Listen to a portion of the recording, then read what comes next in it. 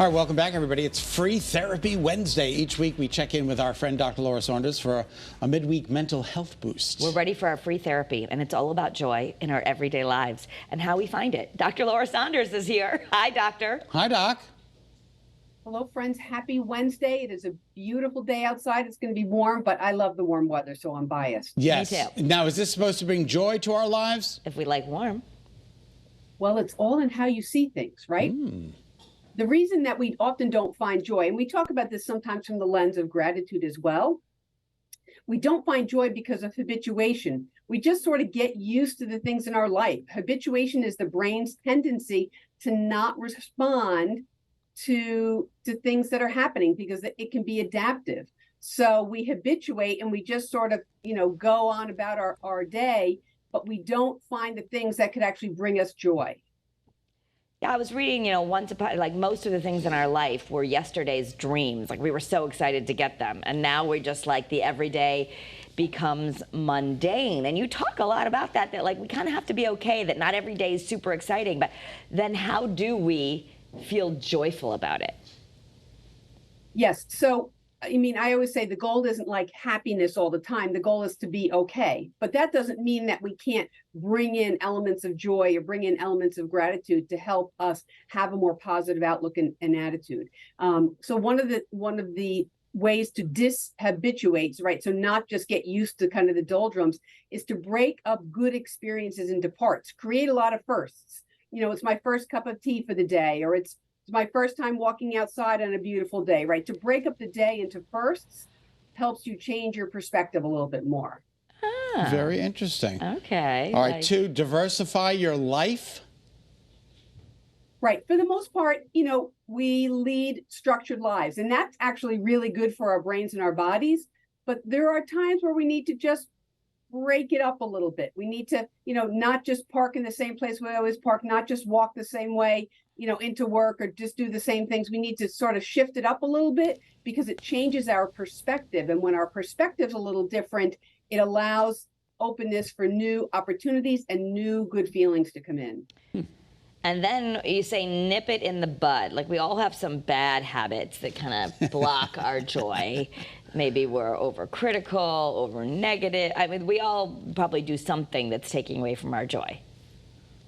We all do things that take away from our joy. And so the more we can nip some of those negative habits, the more we can identify them. That's always the first step. Identify the negative habit, try to reduce its frequency, right? We call it harm reduction, or to eliminate it, to do things that take away from our joy, take away from our health maybe. The more we can create more firsts and really break things up in a different way. What do we do about the people who bring us less joy in our lives? What do we do with them? Toxic people. Toxic people.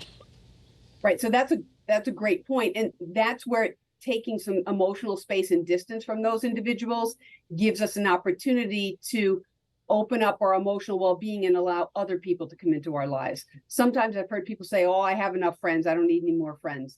I think that's a pretty negative way to look at it. Sometimes we have to take some distance from the negative people in our lives, and that opens us up to more positive people.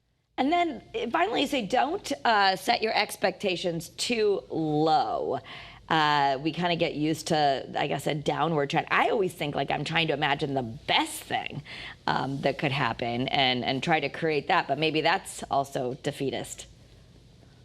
I always encourage people to have more kind of moderate or low moderate expectations, because then in a given situation, if you expect this is going to be the best day of my life, and then it's not the best day of your life, it always feels like a failure, right? You engage in that black and white thinking.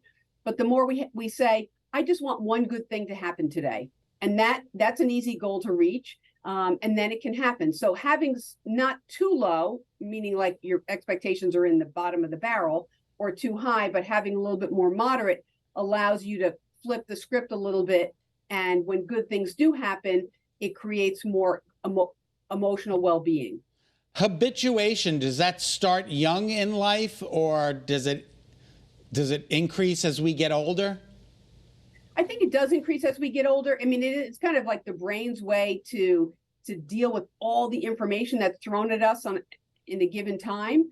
And as we get older, we have more and more life experiences, which sometimes cause us to then roll with the punches more, which can be good, but it also sometimes takes away some of the joy. Yeah. Interesting. So just even that moment of thinking like all the gifts we have, like the warm shower and the hot coffee. Oh, just I mean, it's simple things like clothes and Yeah. and a bathroom and running water. Just amazing. Right. And a kind word to someone else, or receiving a kind word from someone, or, reflecting on how beautiful nature is, or, the fact that you have a car that's working, or, the fact that you had a positive interaction with someone. Like, really reflect on some of those other experiences and really bring that openness and gratitude into our lives. we're going to take a deeper dive on the Kara's Cures podcast. I know there's a new book out that you really like. So if you're someone who wants to put more joy in your life, then you want to join us a little later on so we can dive in. Thanks, Doctor. Have a great day.